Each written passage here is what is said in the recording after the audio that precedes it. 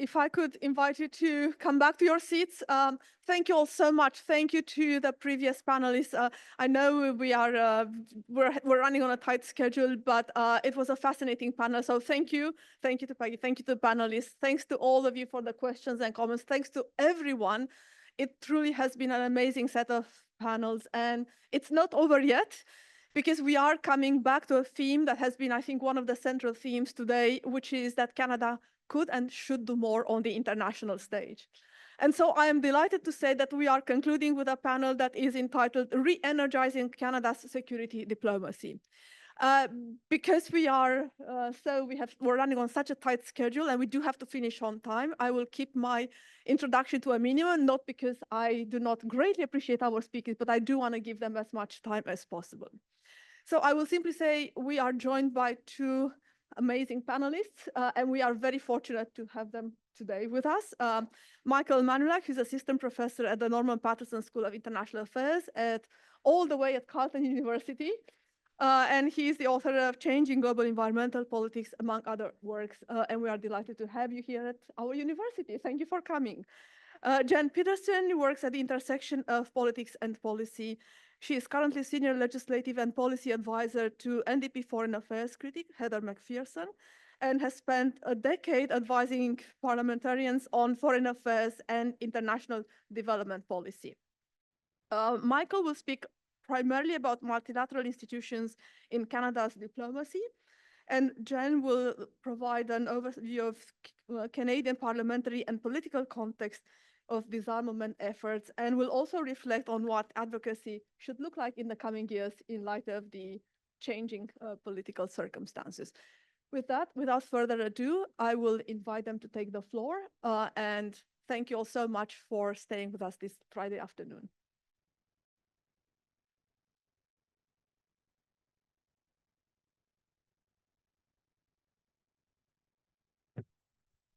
Super. Hi, folks. It's great to see so many faces. Hi, from past work together on Parliament. I've worked a lot on different issues like arms exports, cluster munitions, peacekeeping, and so on. So it's wonderful to see this group. And I'd like to first say my regrets that Heather's not here. She really wanted to be here and to speak with all of you, knowing the excellent work that you're all doing. And I'm sorry, but I'll try and represent her as best as I can. But today, I think I'm going to tell you a bit more about what we've seen in the parliamentary context, especially over the last year on a number of the issues that you've been talking about today, and how, in my view, it's not that encouraging despite our efforts. What is encouraging is the people power that we were referring to in the last panel. What's not so encouraging is the way the government has been approaching a number of these different issues. You'll remember that a year ago, Minister Joly gave her pragmatic diplomacy speech in which she said that even in crisis, there are principles, even in war, there are rules, and Canada will always defend our values. But frankly, that is not happening. Alex mentioned in the last panel, not Canada's proudest moment. I wrote that down and I thought, wow, this whole last year has not been Canada's proudest moment. And I can tell you how the parliament that we're in now and the political context is very different from 10 years ago or 20 years ago, when we would have leaders like Lloyd Axworthy or Joe Clark or even Brian Mulroney, folks who were really advocating for disarmament and for multilateralism. That's not what I am seeing now. There's a lot less trust among the parties. There's less appetite for these kinds of conversations about Canada's future. Especially in the last year, since the terrible attacks of October 7th and the beginning of the war in Gaza, which has now turned into a horrifying genocide, we have all witnessed the erosion of the rules-based international order. And while Canada over recent years has risen to the challenge in some cases, like in the war on Ukraine, and Heather would say that she's very proud of the work that we've all done on Ukraine, it has not been the same case for Israel-Palestine, or for that matter, the recent war in Lebanon. And I think in a lot of ways, we are starting to see a war on the UN globally with a lot of the authoritarian forces, but also, for example, in Lebanon with attacks on UN peacekeepers by one of Canada's supposedly strongest allies. This is inexcusable, and Canada's response to this has been relatively muted. What we're talking about today is very much about political will. Canadians are watching this parliament very closely, are telling us what they are seeing is a very difficult and heartbreaking double standard. The government, they tell us, is dehumanizing Arab, Muslim, Lebanese, and Palestinian life. What they're feeling is deep disappointment in Canada's failure to hold their lives as important as others. And I talk regularly to folks from multiple communities, not just Palestinian Arab Muslim communities, the Lebanese community, the progressive Jewish community, the Sudanese community. Many of them are begging for the same kind of effort and investment that Canada has put into, rightfully so, into Ukraine.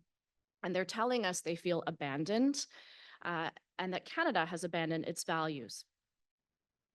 And we're also seeing this standard applied to international justice. Canada was once a leader in international justice at the heart of the creation of the ICC, for example, and has rightfully supported Ukrainians, the Rohingya, the Syrian people at recent processes at international courts, but it has not done so, especially in the last year at the ICJ and the ICC with regard to Palestinians. So these choices, I think, are sending a clear message to Canadians that our global values are only currently applied selectively. And there is a diplomatic cost to this.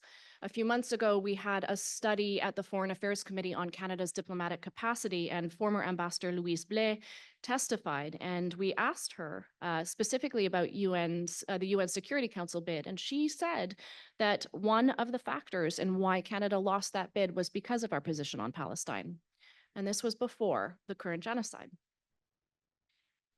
When the minister talks about defending our values, we need to start asking, well, what values are those today? It's not evident when those values include continuing to send arms to Saudi Arabia or to Israel or to India, which is an issue that we have been talking about a lot more in the last few weeks, and certainly with the foreign interference inquiry. India is now the fourth largest recipient of Canadian arms, but we have zero information about what those are because, as you all know, Parliament has no oversight of Canadian arms exports. And so it's quite a difficult fight for us often on the parliamentary side to get some of that information made public so that we can know what's being sent in the name of Canadians. And on Sudan, Canada has refused to call out the United Arab Emirates for its role in arming the warring parties, despite us asking them to, despite experts saying this is one of the world's worst humanitarian crises. Canada is providing some humanitarian support, yes, but just like with Gaza, Canada has not reunited Sudanese Canadians under the new scheme. Not one person has gotten out. This is in stark contrast to the effort that we put with Ukraine. So these global crises, I think more than ever, and I've spent a lot of time working on Parliament Hill on these issues with a lot of communities, but more than ever this year, I am seeing Canadians pay attention to this. They are directly affected by these global crises in a way that they have not expressed before, and they are doing a lot of lobbying and a lot of advocacy. And Peggy mentioned this in the last panel, certainly, that some of the changes that we've seen this last year are definitely because of public pressure, not just from the affected communities, but from Canadians who really want to see a specific kind of foreign policy represented, the kind of foreign policy that they want to believe in. And I think this is a really good thing. It is pushing some members of Parliament forward. It is certainly pushing the government forward in some cases. The political pressure on members of Parliament was felt strongly back in March when we in the NDP brought a motion to the House of Commons on Israel-Palestine, and for the first time in Canadian history had a full day of debate on the human rights of Palestinians. I wrote that motion along with my former intern, Paulina, who's somewhere here, and you should definitely hire her if anybody's looking. She's fantastic. And that was a really important day of debate for a lot of people who said they finally felt represented. But it was also a really difficult and challenging day for us because we were negotiating with the Liberal government all day behind closed doors on amendments. And the decision was made that we were going to accept some amendments because the community was asking us to. They were telling us it would be worse if this motion fails and the parliament sends a message that our human rights don't matter versus a watered down motion that doesn't achieve everything that we want. And I'm happy to talk a little bit more about that later. I know we're limited in time, but one of the things I wanted to make clear is that the decision making on this is not being made at Global Affairs. It's not being made by subject matter experts. It is being made at the PMO, and it is being made for political reasons. So that was a kind of pull back the curtain moment for me, even having worked on this for a long time, to realize how some of these big foreign policy decisions are currently being made. Just briefly, a few of the other issues that have been a big deal in Parliament lately. We had an emergency debate on Lebanon last week, and a lot of Lebanese Canadians were saying thank you, because honestly, we're furious with the current government over what's happening and the complete inaction. As we are beginning to see with polling, this could affect voting in the next election. There was an Angus Reid poll in May that was saying now 40% of the vote intention of the Muslim community is towards the NDP, which is not something we have ever seen before. And I think it's primarily because we're talking about the issues that matter to them. And of course, many of you will also be looking at the analysis in the United States and the potential impact that this genocide is having on Kamala Harris's campaign and the potential to lose Michigan and Minnesota because of that Biden administration's fueling the genocide through arms. And that is something we'll know within the next 2 weeks, whether or not that has had a massive impact on how, frankly, global security is going to be discussed over the next 4 years. So it used to be that foreign policy wasn't a motivating factor at the ballot box, but I think increasingly we are seeing that it is. What's happening over there, so to speak, is now far more important to Canadians here. They're scared and they're frustrated. I want to talk just briefly about a few of the decisions that the Canadian government could make today without any kind of parliamentary conversation, without a vote. That doesn't need a debate. It doesn't need to come to committee. One would be to finally accede to the nuclear ban treaty. I'm sure everyone in this room would love to see that. Another would be to immediately recognize the state of Palestine. We're going to have a discussion at Foreign Affairs Committee over the next few weeks on this, and I think it will be a very interesting discussion, but it's something that has to happen now. And the reason I say it has to happen now is because if the government falls, if Parliament is done, then we will get a likely four-year majority Conservative government. And they have been abundantly clear with what their program is going to be. You know, I have worked well with a few Conservatives across the aisle on a few of these issues. Philip Lawrence is a member of Parliament who brought forward a private member's bill that is currently stuck in the Senate that would allow for human rights reporting by Global Affairs, which they currently don't do, and which would also change the investment rules on cluster munitions, which Earl has worked on. And if that doesn't pass the Senate within the next few weeks, it may never pass because it would die on the order paper. So I'm just highlighting Philip for the reason of saying, when I'm talking about what the Conservatives are going to do, it's not like all of them, but the ones who are likely to get into cabinet have been very clear by saying they're going to cut funding to UNRWA. They're going to move Canada's embassy to Jerusalem. What else are they going to do? Some of them really want to withdraw from the United Nations. They're going to cut funding to international development assistance. So we don't really know what's coming, but we do need, I think, as a community, as a disarmament community, and I'm going to wrap up pretty quickly, we need to be thinking about what we're going to do over the next 4 years when there is less opportunity in Canadian Parliament to have these conversations, where there's less opportunity to bring forward motions and have all-day debates, where there's probably less opportunity to have some of these kinds of conversations at committee. How are we going to broach this kind of government and this kind of parliamentary context? Because they will do what they said they will. That's one thing about Conservatives. They're honest. They're absolutely honest, and they're very clear about their priorities, right? So one idea I was thinking about in terms of the future is, obviously, we will, on our part, continue to do the work on the parliamentary side that we need to do, continue to hold the government to account. But of course, as opposition, you know, we can say all the wonderful things, but we've never had the burden or responsibility of actually having to do them. So that's the freedom is great.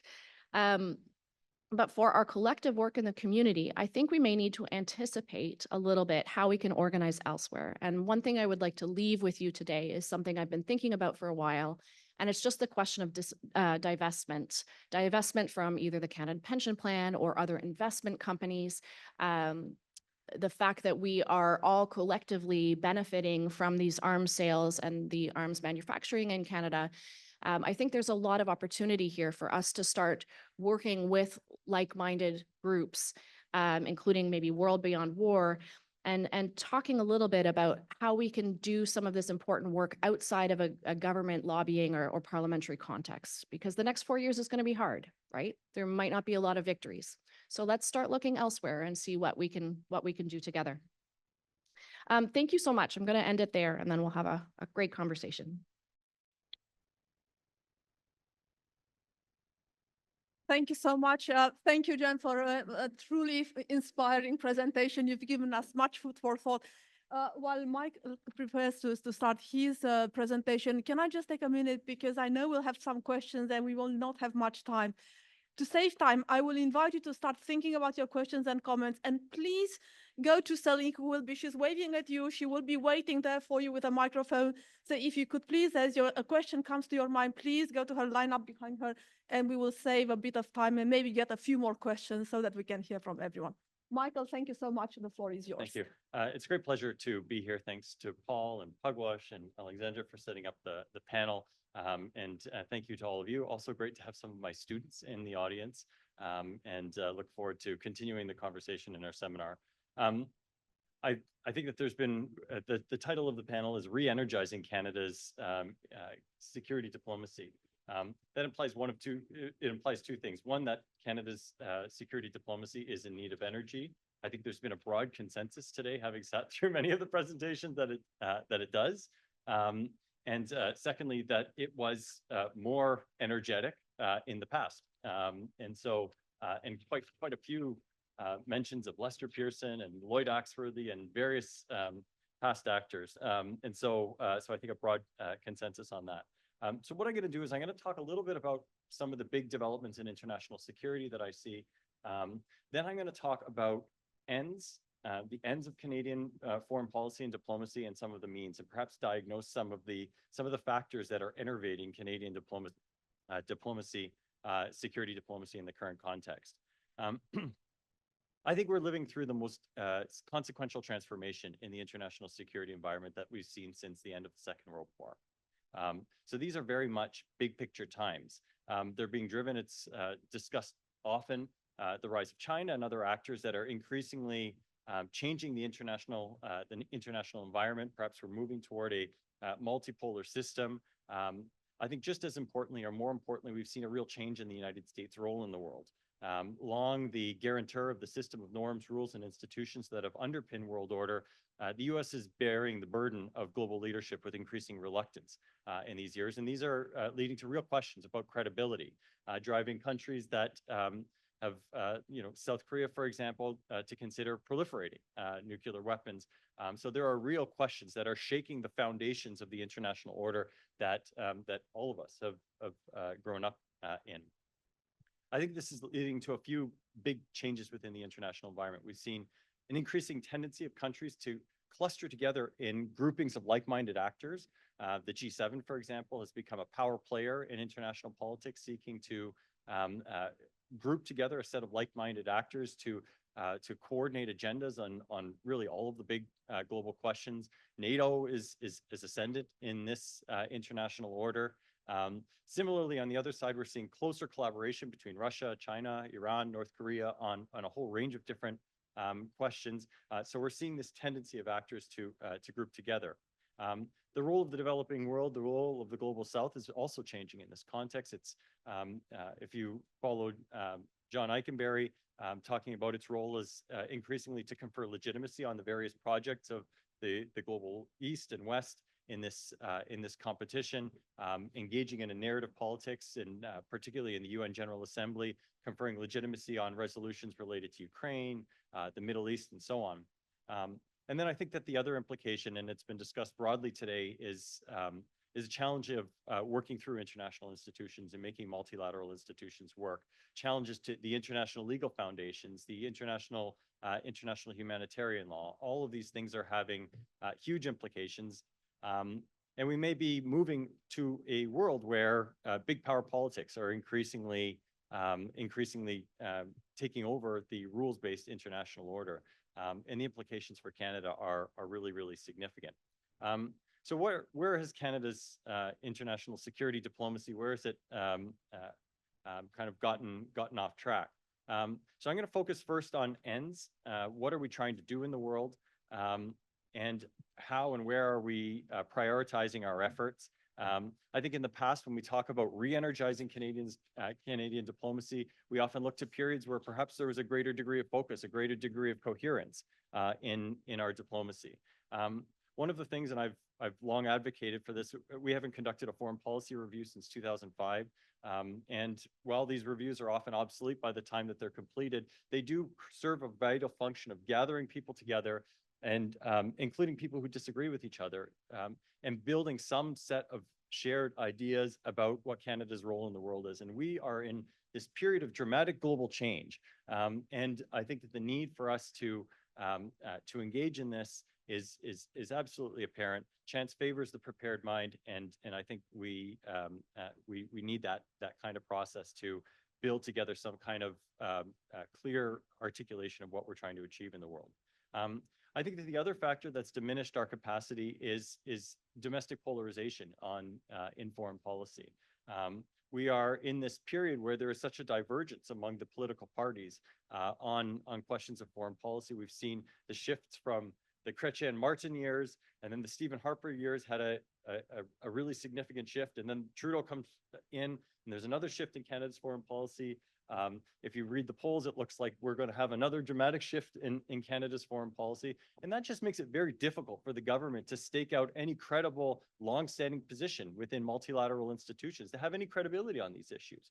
Governments are reluctant to commit to a UN Security Council campaign, for example, if they have to do so 10 or 15 years down the line in order to win that seat for another government of a different political stripe with very different priorities.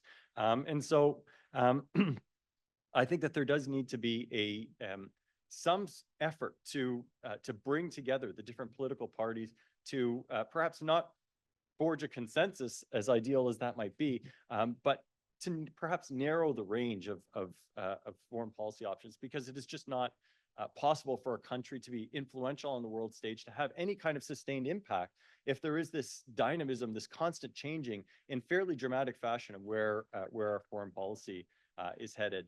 And then I think within civil society, there really is, I think, a need for debate. I was chatting with Paul earlier about his paper on the Summit of the Future and the outcome, the Pact of the Future, and how it was, kind of this voice in the wilderness. There's almost nobody writing about these things in the Canadian context. And this, a lot of the people here accepted are many of the people that are engaging on these questions, but it's not enough. And so we need I think, to build that.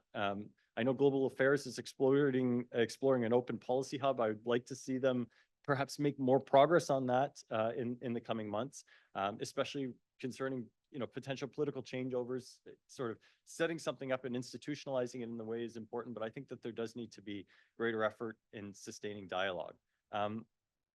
In terms of the priorities themselves, I'm not going to weigh in very far, but what I would say is that these institutions are absolutely vital for Canada to make an investment in reinforcing the multilateral order. I was part of a panel. Paul was on it. We had 8 former ambassadors engaging on Canada's role in the United Nations. And there really is, I think, a need for Canada to reinvest in its role, to strengthen its capacity at UN missions. I've done a lot of research, and this is a bit of a segue, but on the League of Nations. And there's this sense within the literature and within common understanding that the League of Nations was doomed to fail. The Americans didn't join. There are all of these inherent problems in the League of Nations. But actually, if you go through the history, and I've gone through the primary documents in a good amount of detail. One of my RAs is one of the students here that's helped me in this. But the League of Nations saw for a good 10 or 15 years a burst of multilateral activity, real progress on a whole range of different issues. Countries learned that they could cooperate in these issues and realize benefits that they didn't even recognize were possible in 1919. And then we slowly, but we did it, we killed the League of Nations through our apathy, through our willingness to give way to cynicism and great power politics. And I have to say, I look at what's happening with the United Nations today, And I see the parallels as, that we saw in the 1930s as to how we killed the League of Nations. And so I think there needs to be an awareness of what we're doing and how we're slowly killing the institutions that have been fundamental to Canada's role in the world. And so this is, Jen just talked about, I think it was the war on the United Nations. I said the war on the League of Nations, the war on the United Nations. And I think that this is something that we're seeing. So that's on ends. In terms of means, I think once you've established your ends, you need to align your resources with those aims. You need to ensure that your resources match those. I would say one of the principal challenges of Canada's foreign policy in recent years has actually been resourcing. We take stances on the international stage, but then when it comes to actually resourcing in terms of development assistance, in terms of diplomacy, ensuring that our UN delegation is not has the lowest representation among or the smallest size compared to other G7 countries, actually resourcing that aspect. If you ask our friends over there, also our defense has not been resourced in the way that many in the government would like to see. But you have to bring the resources. You can't do foreign policy on the cheap. This is a period of global transition, and I think that this is absolutely vital for Canada. And we see this in areas, including in the disarmament and non-proliferation areas. One of the areas where Canada has been very influential is in cooperative threat reduction, the work through the Global Partnership against the Spread of Weapons and Materials of Mass Destruction. We have we were contributing 100 million a year and 75 million now. But the amount of influence that we've developed in the OPCW, the Organization on the Prohibition of Chemical Weapons, the standing that we have within the International Atomic Energy Agency, owes a lot into the fact that we actually are resourcing our participation within these institutions and reinforcing these institutions exactly where they need to be reinforced. And so we need to, I think, bring actual resources to play in this. And then I think diplomatic choice matters enormously. It's not just money, it's not just resources, it's where you establish your embassies, which countries you prioritize, where you engage in high-level visits, what relationships you cultivate. And I think here there is a real dynamic in which there's going to be a need to strengthen our relationship with the United States. It is not just one actor within the international system, but a whole constellation of actors, and Canada must continue to strengthen its role. I would point out currently in the political context, which I'll talk about in a second, the United States, that political context is really one in which the U.S. engagement within many of these institutions is very much in question, and its role within these institutions, with all the drawbacks, continues to be highly, highly relevant. But then our global engagement, our engagement within multilateral institutions, which has been lagging for many, many years. What's important about this Canada-U.S. aspect and the multilateral dynamic is the self-reinforcing dynamic that ends up taking place when you're engaged effectively in both areas. When we are well engaged within multilateral institutions, we become much more relevant in Washington. We become much more influential. We are not influential in Washington by being a good friend, by following the American lead, and by responding ready to any requests. We're influential when we can bring solutions to global problems in the United States. At the same time, our influence in many parts of the world is also enhanced by knowledge that we have strong connections with the United States. And so it's that virtuous dynamic, I think, that's been at the core of the moments when Canada has been most effective diplomatically. And so I'll wrap up with, I was going to wrap up with two questions. Jen already put the first one on the table concerning the fact that we're very likely to have a new government in this country. And so what are the implications for much of what we discussed today in these issues? What elements of this agenda could potentially translate?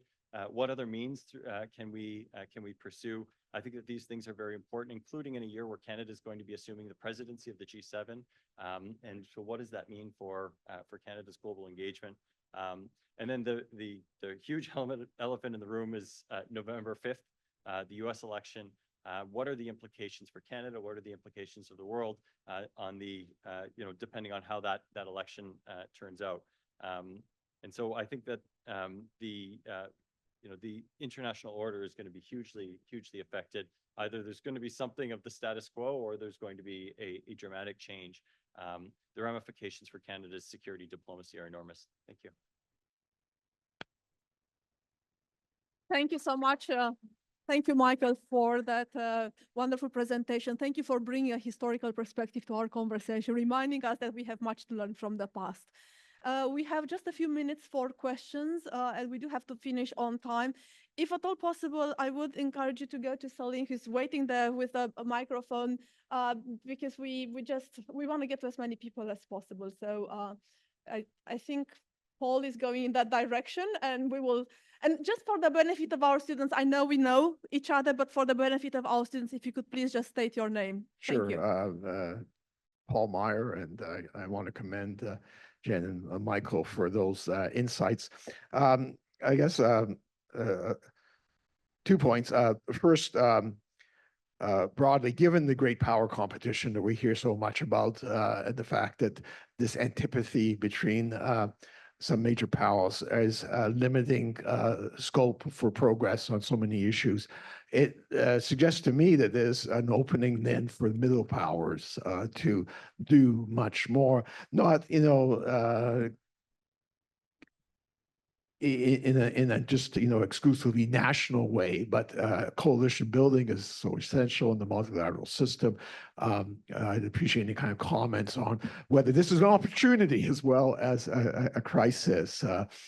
And secondly, we come back to this point about capabilities. I mean, and you noted, Jen, with both the Senate and the House Foreign Affairs Committee had reports really after 50 years of neglect, frankly, on what our foreign ministry's capabilities are, foreign service capabilities are. I'm struck by the reference to having GAC do human rights reporting. You know how intensive that is. For an organization that has only 18% of its Canadian staff actually posted abroad. Great mandate, but where are the capabilities to actually carry that out? So, any thoughts in the constraints that we and this government faces, fiscal and otherwise, is there hope that we can actually increase the capabilities of our diplomatic service? Thank you. Much, Paul. And perhaps we can collect 2 or 3 questions. Thank you. Yes. I'm going to create 2 piles, and I'll ask you which you think we may have the most influence to accomplish and to strengthen our position. On one hand, we keep referring to the UN, but the UN is a stack. We could call it a UN family or a UN system, but a multitude of dozens of different agencies, which we can classify in relation to development, humanitarian relief, sustainable development. Which of those do you think is the most efficacious to strengthen our commitment to? At the same time, there are complementary fora, the Commonwealth, La Francophonie, even in terms of being an influence, Davos. If you've looked at the agenda and you know what's going on in Davos, there's a lot of powerful thinking and going on there, notwithstanding what the imbeciles on the right wing think. Hi there, my name is Oliver Phelan. I'm from the British High Commission, and I was interested on your opinion on where Canada had kind of the greatest impact on the international stage. So out of kind of the major international security challenges that we all face as an international community, are there any that stand out to you where Canada can specifically have an impact, whether that's because of a unique skill set or history or context? Thank you. And perhaps I can invite the speakers to answer. Jen, would you like to start? And then we'll see if we have more time. We had one last question, if that's okay. And then we can gather all of the questions. Okay, yeah, that's fine. Hi, Ruba, I'm a student at Professor Manulak. Thank you both for an excellent presentation and insights. So my question is to Professor Manulak. So you highlighted the importance of aligning resources with foreign policy objectives. What specific areas do you think Canada should be investing more in to bolster its security diplomacy capabilities? Thank you. Thank you so much. All really interesting questions. So, Janice, you could start.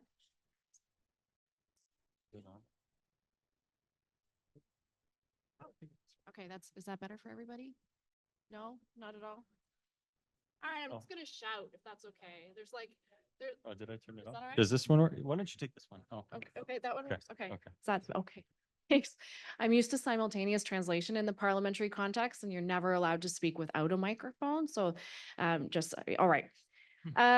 These are great questions, and I'm going to just go right through them.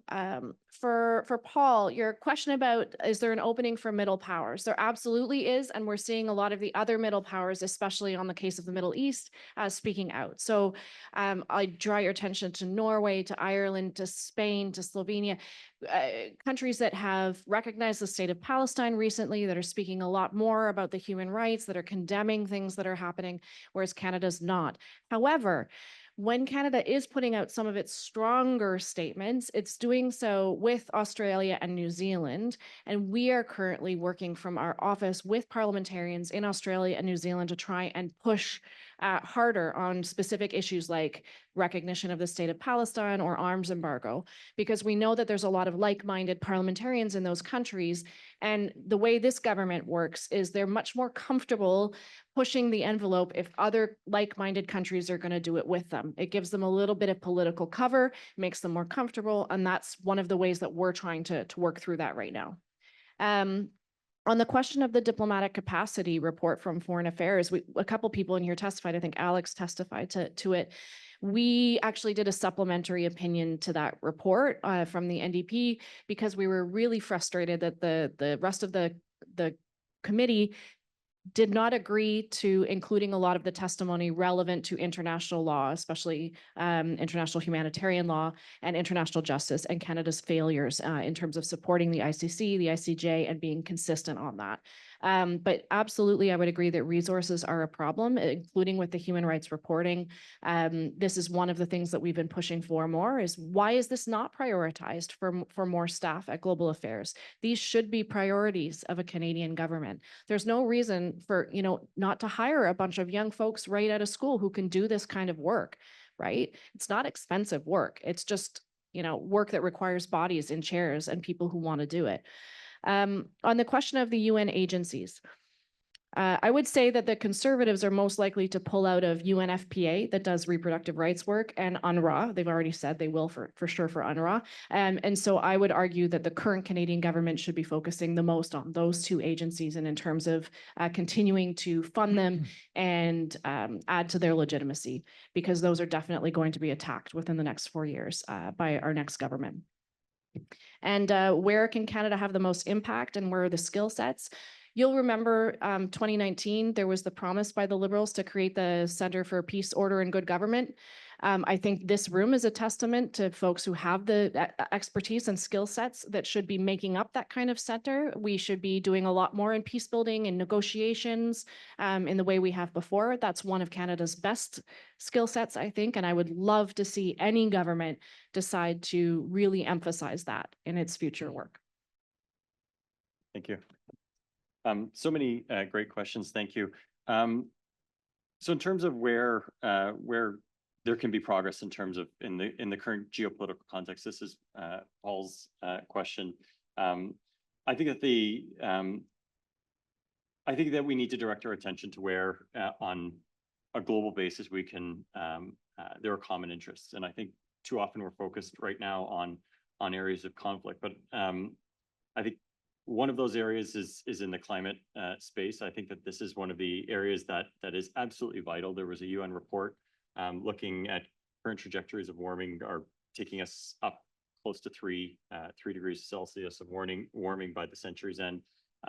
I think there are some deeper institutional issues that need to be considered, particularly in the context of the biodiversity conference of the parties that's ongoing right now, and trying to link up better our climate diplomacy with our biodiversity diplomacy and advancing nature-based solutions to these issues. And I think there's some deeper institutional issues that can be pursued.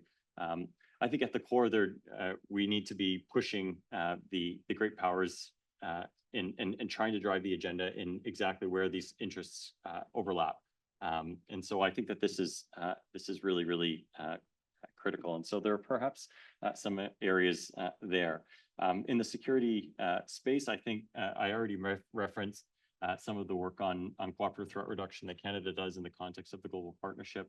I recently had an article out in the Hill Times with Lloyd Axworthy and Alan Rock on exactly this and pushing this forward as a potential priority. But this is an area that there are some real gains. The work that Canada is doing with the African Centers for Disease Control with ASEAN is building the kinds of global networks that we need in order to exercise influence. This is a really thriving area of international cooperation. And it's one of the areas where Canada is having an impact and can have an impact. We need to reinforce that, though.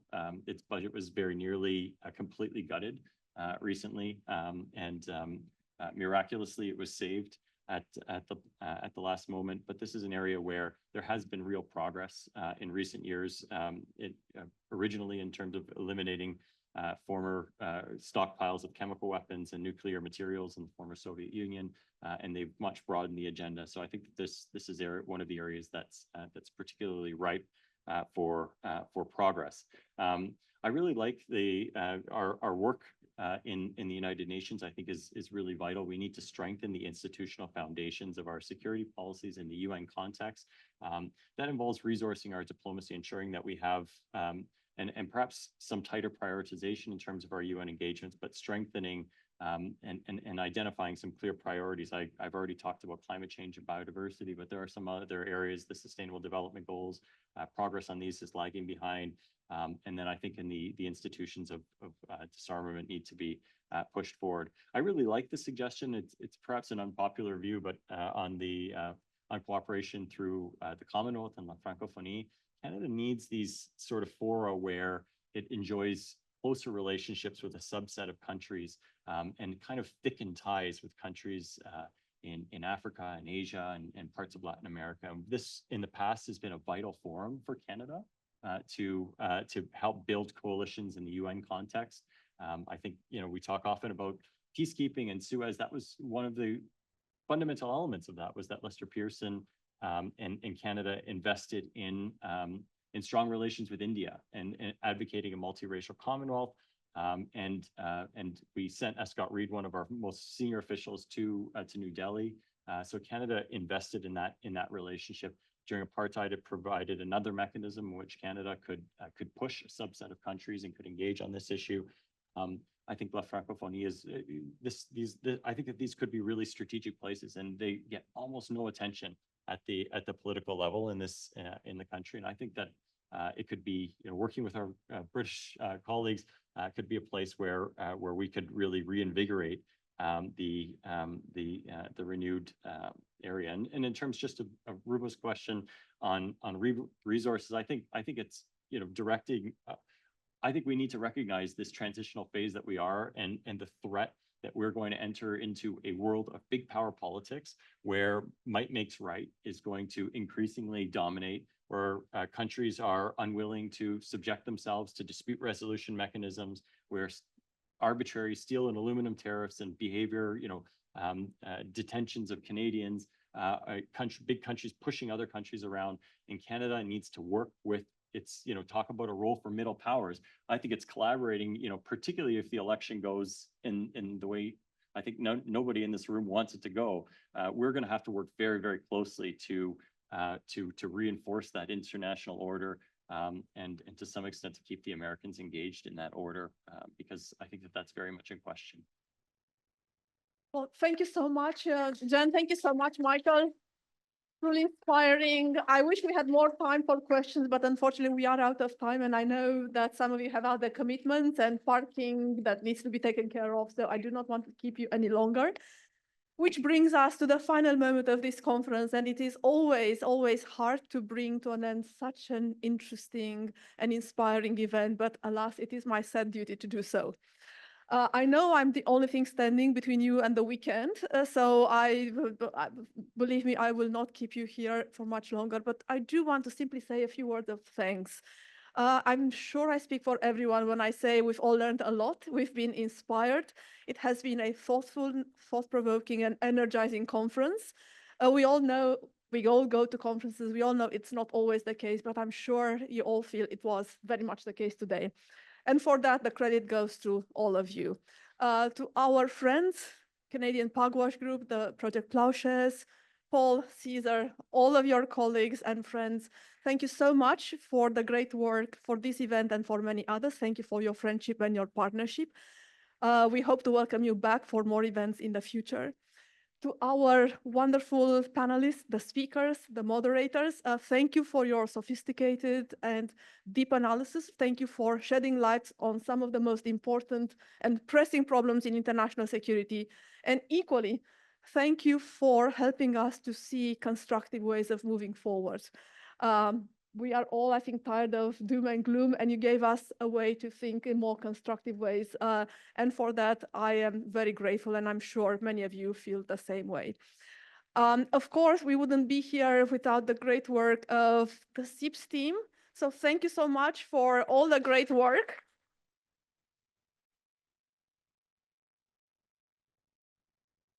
Thank you also for the technical assistance, the technical team that made it possible for us to meet and communicate smoothly. So I hope you can hear us up there. Thank you so much for being here on a Friday afternoon. Thank you. Thank you very much to the audience. Thank you for the wonderful questions and comments. Thank you for spending your Friday with us. I hope you really enjoyed it, and I hope it inspired you to come back. And I am particularly delighted that we had several students who not only came, but also were brave enough to ask questions. I know when I was a student, it was always hard to find the courage to ask questions. And so I would like to applaud those of you who were brave enough to ask questions. I would also like to encourage the others to please come back and don't be shy next time. With that, all I can say is have a wonderful weekend. Please stay tuned. We have more events coming up. You always have a warm invitation to our SIPS events. Please read our publications. Please come. You're always welcome. I hope you will think of SIPS as one of your intellectual families. So please come back. Have a wonderful evening, a wonderful weekend. And thank you all so much.